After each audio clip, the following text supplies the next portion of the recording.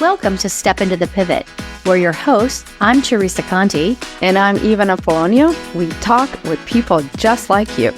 We have honest conversations about current issues that women and men face and how we pivot to address them in our lives. This podcast is your companion as you step into a workout or take some time for yourself. Hello, everybody, and welcome to this week's episode of Step Into the Pivot. Today, we're very happy to have Dr. Elizabeth Grill. Thank you so much for joining us today. We are new friends, so I'm happy to have you here. Thank you for having me. Nice to meet you. Thank you for being here with us. First experience that I've had of you was here is someone who is at the same time showing up to improve people's lives, women's lives in the realm of both psychological, but then also sexual, reproductive health, wellness, well-being. Here's a health psychologist and a medical researcher and someone who is, able to communicate about it through a variety of formats. You speak, you write, you interview, you're an interviewee. You are just so versatile.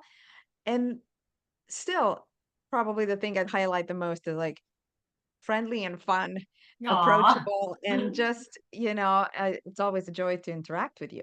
And one of the ways in which we first started, knowing and thinking about each other is because we were going through a similar pivot around the same time. So not maybe exactly the same moment, but we share a divorce experience where we had to navigate the court system while being, mothers, right? Of Yeah. kids who were relatively small at the time when we were walking through the divorce. So using that as a bridge, and we could with you talk about so many different topics, but let's just go there. Obviously, divorce is one of the life crises that people go through. It's listed as one of the top stressors with the death of a loved one or, getting cancer. So we know that it impacts people greatly.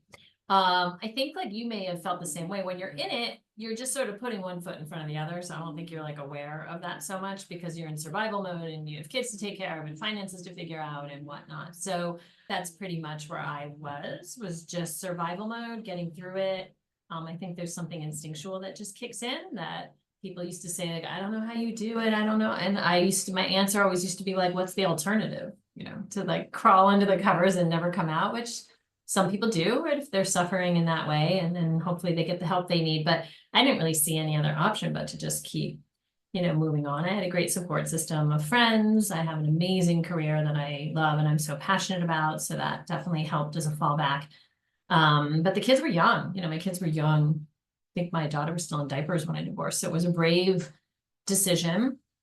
Looking back, definitely the best decision I ever made. At the time, you question that because there's so much writing on it when you have young kids and this misnomer of like, wait till the kids are older in college, just stick it out and then leave. And that the research doesn't necessarily show that that's the right decision either. But, when you're in it and you've got young kids, you feel like you're about to rip their lives apart. It's hard. But in the long run, definitely, best decision. Yeah, for me, it was one of the big experiences without really quite having the language for it of just being forced to, encouraged, nudged, and sometimes just like really pushed to accept the moment and realizing that none of the, thinking around like, can't believe this is happening. I can't believe this is happening. I can't believe what I'm seeing. Like that wasn't serving anyone. Right. Starting with my own inner, ability to just show up for what was happening and be able to deal with it with peace and calm. Yeah, definitely. Definitely. I mean, I think my bigger pivot was probably post-divorce, not necessarily going through the moments of divorce, but we had a very brutal kind of like 6 years post-divorce in the court system. So I think the true trauma, I know the word is used loosely these days, but it really, I think, was very traumatic going through the post-divorce, feeling like, okay, the paperwork is finally signed, now we can get on with our lives. And then very quickly realizing that necessarily wasn't going to be the case. The courts are traumatizing. It's no place the courts don't know how to make best decisions for kids or for families. And I think there's this fantasy that when you wind up in the court system, somehow justice will be served. And I found it even more frustrating when like friends would say, but how could this possibly be happening? I mean, it's just so obvious. How could the judge not see it? So it's like re-traumatizing, right? And then your community around you is also traumatized by it and saying, but how could this be? And you're like, well, it just is, right? So I found that to be much more depleting, actually, was coming to the realization that the courts were not going to solve this in any kind of equitable way that felt like justice was being served. And then the really sort of moment, I know you wanted to talk about the moment where you really feel like things shifted, in my life, was much after that. It was 6 years later when a court decision did not go in his way, and he wound up leaving the country. And with the idea that he would sort of tell me what the needs were, and if I didn't meet those needs, he wasn't going to be coming back. And so I was met one morning in September as I was getting my kids ready for school with this email that basically said, I've purchased a one-way ticket out of the country. I'm never going to listen to what the courts are telling me to do. So you have a choice. You can either meet these demands or I'm not coming back. So that was really the pivotal moment in my life, because it was like 7 a.m. in September one morning, just waking up to a normal morning. And you see like your life pass in front of you. Like, oh my God, all of a sudden, every other weekend is no longer every other weekend without your kids. There's no break, you're going to be a full-time parent. You don't have childcare in place to solve that problem right now. You won't have summer vacations off. Like all of a sudden you're faced with the reality of is this really happening? Is this real? So I think that was the moment for me where I really see this division in like life before and life after, if that makes sense. Yeah, it totally makes sense. And so, and I think that happens a lot more than you think, right? It's kind of sad that somebody would just walk away from their kids. Right. Talk about, from your standpoint, right, how that then moved you to the next phase, right? Into your own personal growth, your own, mental state, your own emotional health, right? How did you use that for the positive? Because I know you did. So Yeah, I mean, so, when the shock wears off and you're like, oh my gosh, and, everything was cut off financially too. So it was like, I'm leaving the country, I've cut off everything financially. There's no child support, there's no childcare, right? So it was like, wow. And went into immediate problem solving mode of figuring out childcare solutions so I could continue working and what I was going to need. Called in sort of my support system to say, hey, I need you, here's what's going on. And, they all rallied and they're like, I'm there, whatever you need. And then I think it was months after that when I eased into this sort of new routine that I realized that the energy I was spending on the court system, I was representing myself, believe it or not. I had fired all my lawyers. It was spending, I was making them richer to buy their second homes in the Hamptons while I was not being able to pay grocery bills. So it was like something about this is not working, So I represented myself with no law degree. And that took a tremendous amount of energy, and it was all exhausting and negative. And, I was sitting there cross-examining my ex-husband and with his lawyer, and I was sitting there alone in this courtroom by myself, representing myself, fighting for my kids. So I think once that was removed, like all of that stress and negativity and energy, I'd be up late at night writing motions and cross-examination questions. I was left with space again to heal and to allow creativity come back. And so it happened sort of organically, that all of a sudden there were just these spaces inside of me. And instead of harboring all that anger and fighting the fight, I was able to sit back and sort of ease into life again, and then started creating things. I mean, it really just sort of things would come in. I created a company, a digital healthcare company, that would help patients struggling with infertility with kind of behavioral techniques with a business partner of mine, and started finding solutions to supplementing what I needed financially that I wasn't getting in child support anymore, right? Coming up with creative business ideas. I mean, we would joke that we were just two shrinks who all of a sudden had to like learn how to like form an LLC and get an attorney and trademark rights. And, the learning curve was tremendous, but here we were just doing it, just all the ways that people say like, oh, well, you can never do that, or you don't have that background, or, you've never developed an app before, or you're not a tech person, or you're not this. And we just did it. We licensed our apps to pharmaceutical companies, and suddenly that fuels your confidence, self-esteem, and you start to realize like, wow, look at all this like positive energy flowing in that was being sucked out before, when my focus was on like fighting the fight rather than going on living life, right? Yes, because, like if I'm just thinking about what you were going through, tactically speaking, we're talking about a lot of hours, like physical hours. Even just picturing you in some form of commute, getting to these locations where you had to Yeah. represent yourself, like let alone those, late nights that you were talking about. So lots of hours. But I feel like what you're highlighting is really that the biggest decluttering and the opening of the space was happening on an internal level.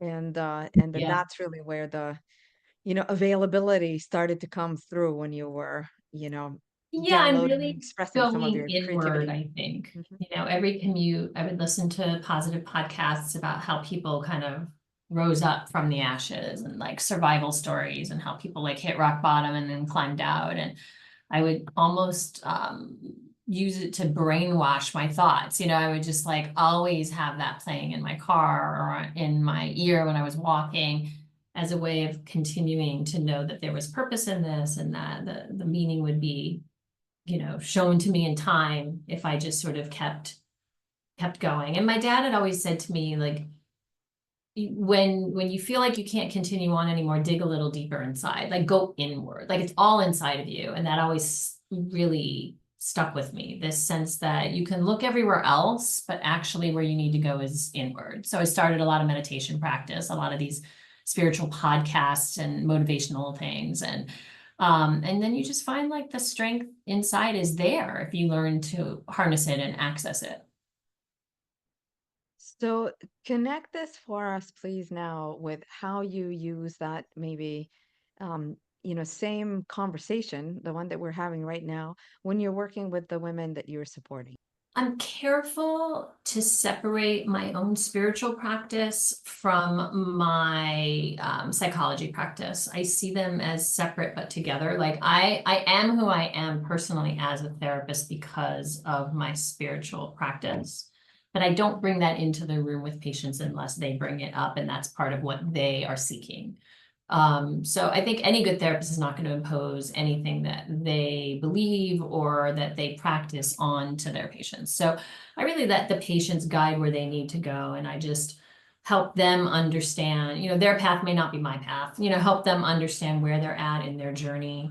I deal with reproductive medicine. So, a lot of people are trying to build their families or having miscarriages and suffering losses, sexual health issues, oncofertility, so people who are diagnosed with cancer and then preserving their gametes, their eggs, their sperm before they go through chemotherapy, so that on the other side of it, they still have things they can rely on to still build a family with. So these are really heavy life crises that I'm dealing with my patients, so not dissimilar to what we're talking about. I mean, they're in the midst of a crisis. So I think on a deep level, when you've been through your own crisis, you have that empathic attunement already to what suffering means and what that feeling of loss means.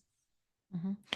And we just finished, this episode will air right after we finish a whole series on breast cancer awareness, right? Yeah. We'll be done with October. And, that is something that is so important to our listeners, to a lot of us personally, right? We've all gone through something, whether it's the divorce Yeah. you talked about, whether it's, breast cancer, or whether it's another form of cancer, like all the things you talked about, fertility issues, those kind of things. And I think it is so important to have a support system, right? You Yeah. talked about that with your divorce, like people stepped up. And I think when we share those things, it's not always easy to share those things. It's Yeah. not always easy to admit I'm sick, or my husband Suffering. left me, or like whatever, right? I mean, Yeah, there's so much stigma and shame involved in so much of this, right? But yeah. finding your people, finding your community, finding the right people, because that's often part of the loss, is that you'll reach out to people you've always relied on your whole life, and then they just aren't saying the right things, and they're not listening, and they're not there for you, and being able to pivot to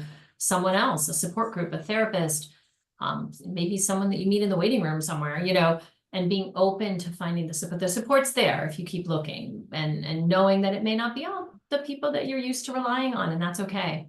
Yeah, I think you really learn, right? Who are your real Yeah. supporters and who are not, right? And that's okay. And I'm also always of the feeling from, that people come into your life sometimes at a certain point when you need them, and then 100%. they may be gone again, right? Like, Yep, and I think that's okay. Maybe they're there for a purpose.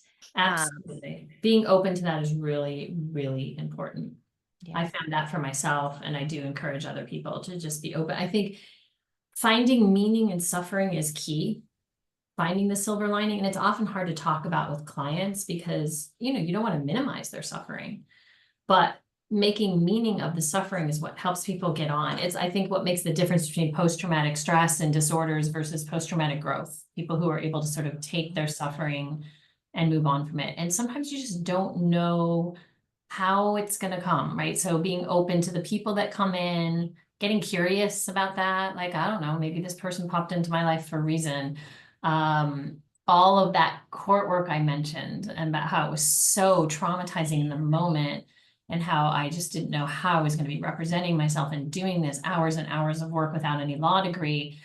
Years and years and years, fast forward later, I got asked to start doing expert witness work in my field. And now it's a big part of what I do. And it's been very enjoyable, huge learning curve. It has supplemented income that I would not have had in order to support my kids and send them to sleepaway camp and take vacations with them and do all the things I wanted to do. So, the universe works in mysterious ways, God, whatever your belief system is, being open to that and making meaning of the suffering and saying, wow, look at that. At the time, I would have had no clue that all these skills that I was learning in that courtroom were going to serve me 10 years later and improve my life and be able to, allow me to provide for my kids when my child support was cut off. So you just never know. Absolutely. No, I love everything you just said, because I totally feel the same way. I feel people come in and out of our lives. I feel that the things we go through sometimes are lessons and things with them we can share. So I loved everything about that. Yeah. Yeah. Same here. I have this, question that was coming up for me when I was actually getting deeper and deeper involved with financial services, which definitely didn't it surprised me. I didn't, growing up, I didn't think I was gonna, be in retirement services and work with retirement plans, and that I would be, knowing some of these facts and learning the landscape. And I remember having this like question bubble up of like, what is this preparing me for? There is something happening here Yeah. that this is preparing me for, and I don't know what it is. So it was very empowering to also rest in this, like, I don't know. I don't really know, but there is something here that is, in my favor. There Well, is you something learn to here that is trust that muscle, right? yes. Once you've been through it and you're aware of it and you can make those links to your path and say, oh, interesting. At the time, I would have never known that that was sort of training me for something that was going to come later, right? Or maybe you're drawn to something later because you had that experience.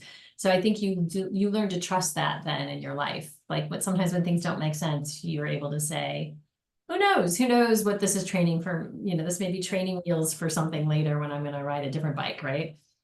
Oh my gosh, what a beautiful phrase. Yes, and to your points from earlier, this is not about sugarcoating or rushing through things or spiritually bypassing. It is really about that like deeper, like digging deeper. And sometimes while I'm digging deeper, I just don't know what it is that I'm finding Mhm. or looking at.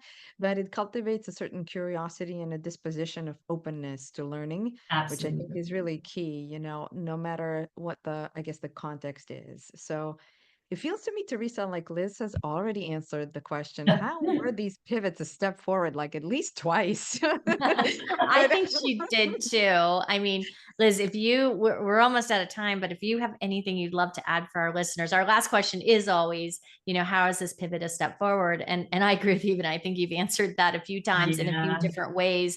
As a therapist, what I've done with my patients and have learned for myself, and I think even you were starting to say this, is learning to sit with discomfort is so hard for people. Like everyone wants to get away from discomfort. And I think other people want to coach you away from discomfort, right? No one that loves you wants to see you suffering. And so they'll try and solve the problem or distract you over here, or let's go over here and do this. And so I've learned for myself, and certainly with my patients, the importance of creating space to just sit with discomfort, whether it's frustration or anger or pain or sadness, because you can't get to the pivot and the creativity and the openness and the surrender part to all these other things that are out there until you allow yourself to sit in that space and tolerate it for a little bit. And I think that's really key, because you know what you were saying, like the spiritual bypass or this, you know, like how can we go around it? How can we go over it? How can we go under it? Actually, you just have to sit with it. And I think it sounds so simple and it's so hard, but I think that that is an important takeaway for people too, is just, you know, get the help you need to sit with the discomfort, but learn to just sit with it. And then everything is on the other side of it. Everything's on the other side of fear. Everything's on the other side of sadness and sorrow, right? But you can't just go around it. No, you're absolutely right. Thank you so much for Oh, my sharing this pleasure. with us. I loved our conversation. I'm hoping we can have you back at some I point, would love because that. I love having new friends too. So this is great. Thank you. Thank you, absolutely. Ethan, for bringing Liz to step into the pivot for us. Yes, thank you. Yeah. Most welcome. Thank you, both of you. And thank you, Liz, for showcasing what's on the other side, because I think, also if we're encouraging folks to just sit with it without any motivation or inspiration so why would I do it? Like there has Yeah, to be, there has right. to be something there. And it's, that encourages me to then like, okay, let me be with the discomfort. If I listen to your episode, if I see your smiling face, if I see your, just beautiful presence here, I'm like, oh, this is on the other side of discomfort. Aw. I think I Well, can it's do it, hope, right? You have to have So hope. yeah, Definitely. Yeah. excellent. Thank you. Thank you. Okay, thanks everybody for being with us this week. And thanks again to Dr. Elizabeth Grill for being here. We will talk with you next week. And just a reminder, if you have a pivot, step into it. Thank you so much for joining us on this episode of Step Into the Pivot. We hope you found inspiration and valuable insights from our conversation. Remember, life is a series of pivots, and it's in those moments of change that we truly grow. If you enjoyed today's episode and want to stay connected, make sure to check out our websites. You'll find additional resources, behind-the-scenes content, and more details about our incredible guests. We love hearing from listeners, so reach out with your thoughts, questions, or your own pivot stories. To keep the conversation going, be sure to follow us on social media. We're on LinkedIn and Instagram, where we share updates, quotes, and engage with our amazing community. If you haven't already, please subscribe, rate, and leave a review. Your feedback makes a difference, and it helps us bring you meaningful conversations. We're signing off, reminding you that every pivot is a step forward. Take care, and we'll catch you on the next episode of Step Into the Pivot.